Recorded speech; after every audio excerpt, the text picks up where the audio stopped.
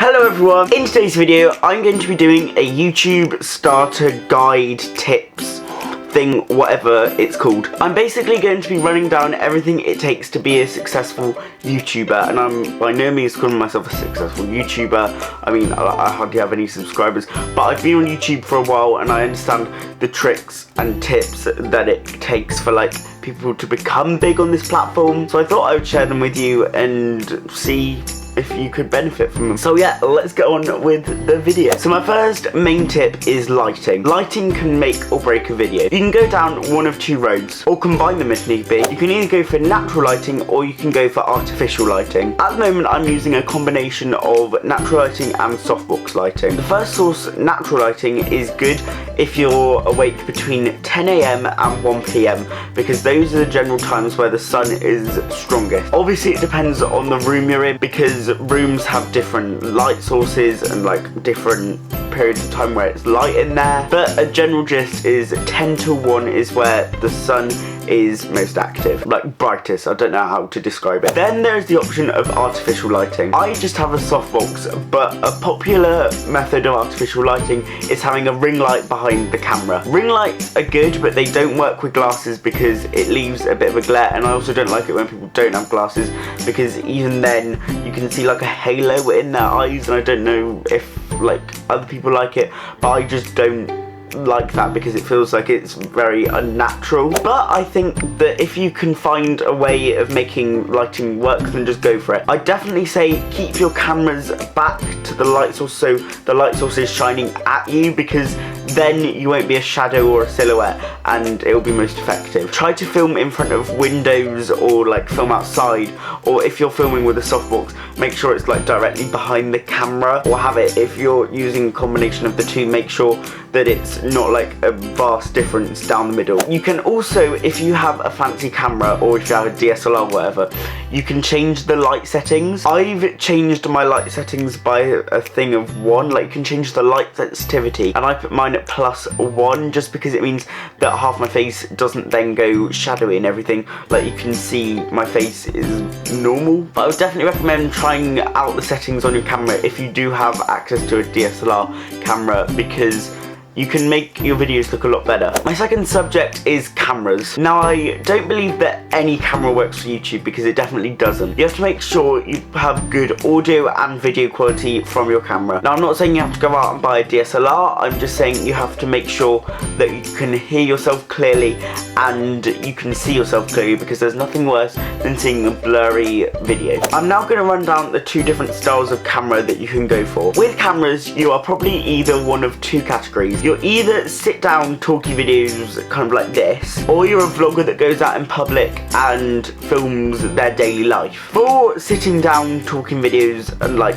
just general main channel videos normally, I would definitely recommend investing in the best camera you can. If you can afford a DSLR, then I would obviously recommend going for a DSLR, but if you can afford even a point and shoot, then that is a definite start. You can also get away with using the back camera of your Apple device, because some YouTubers actually have got big off just using the back camera of their device. Like there's a person called Anastasia who got to about 70,000 subscribers before getting an actual camera. Like you can make it, you just have to make sure that you use the right kind of apps and everything if you're going down that route. But if you are going for a DSLR, then I would definitely recommend getting one with a flip out screen. I know they cost a tiny bit more, but it will be worth it in the end, because I can see when I'm in focus and I can see when like I'm in shot, whereas before I had a Nikon D3200 and I could not see myself and I would always be out of focus and I'd have to get my sister or put a mirror behind my camera. So it works a lot better if you have a flip out screen, and it's definitely worth the extra investment. I have the Nikon D5100, and when purchasing it I literally just went for the cheapest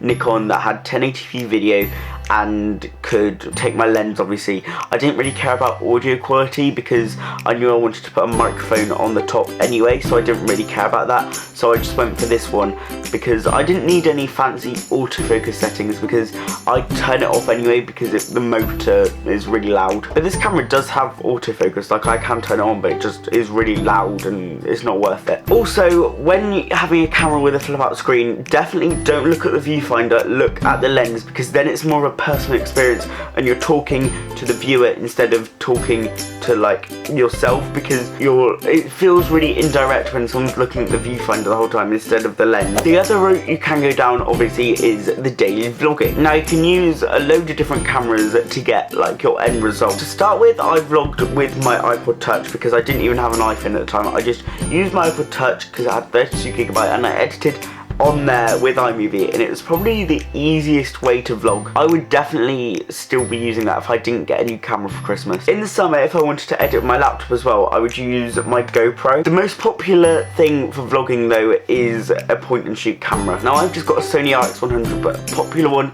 is the Canon G7X, but that one has quite bad focusing problems and it's also quite expensive. This was £200 I think, or around that region, but it doesn't have a flip out screen, but I don't need that because it's got a really wide lens and it's got a really low f-stop, so that makes the background blurry still, and the audio quality is very good. Like, that's something you really have to consider when going for a vlogging camera. You have to make sure that the audio is crisp and clear, because otherwise you just can't hear the subject. I've got two microphones on the top and I just hold it out and I can just vlog whenever, but definitely keep the wrist strap on because these cameras will go through a lot of abuse. Also, if you decide to vlog with the GoPro, then definitely take it out of its enclosure thing, or if you have one like mine, which is just the standard Hero, then make sure you use the back plate that has the non-water resistant back, because then you'll be able to hear through the microphone clearer. My next topic is editing. I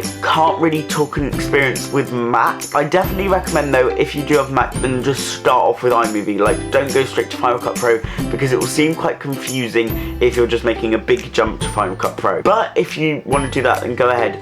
But it is a very expensive investment if you are going to go down that route. With mine, it came with Movie Maker to begin with, and then I bought an editing software after that. But I feel like a lot of people starting out with YouTube won't have access to a Mac, because Macs obviously are quite expensive, and most people do still have Windows laptops. I do, I have a Toshiba. I would definitely recommend going for a big brand editing software, either Sony Vegas or Adobe Premiere Pro. But you can also get subdivisions of this, like Premiere Elements and Movie Studio Platinum. But I have Movie Studio Platinum because I don't have a need for all the things that Vegas offers. When choosing a laptop, if you haven't got a laptop already, then either go for a MacBook or an iMac or whatever, or if you're going for a laptop or a desktop, then I would definitely recommend getting something with either an i3 or an i5 processor to cope with editing software. I would also recommend at least 4GB of RAM, probably 8. My laptop is a Toshiba Satellite S50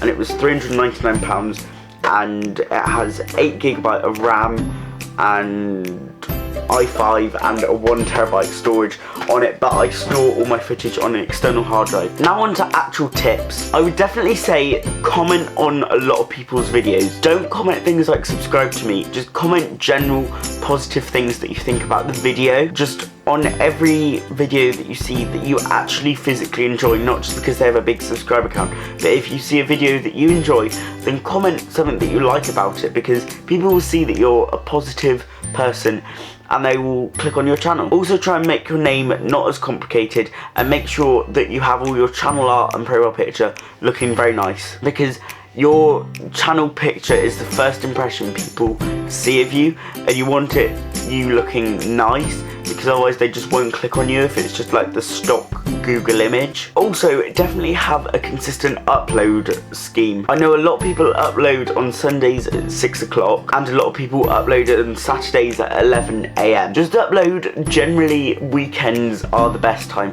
or in the evening between 6 and 8 o'clock are the time where audiences are most active and you'll get more views on your content. Like, that's just something that I've experienced. But yeah, I hope you guys enjoyed this video. Please give it a thumbs up and a comment down below. Also, don't forget to click that subscribe button. It really does make a difference. Just click it wherever it is on the screen. I forgot if it's up there or down there, or it's not going to be at the side then, but it's one of these two probably. I will see you guys next time. Goodbye.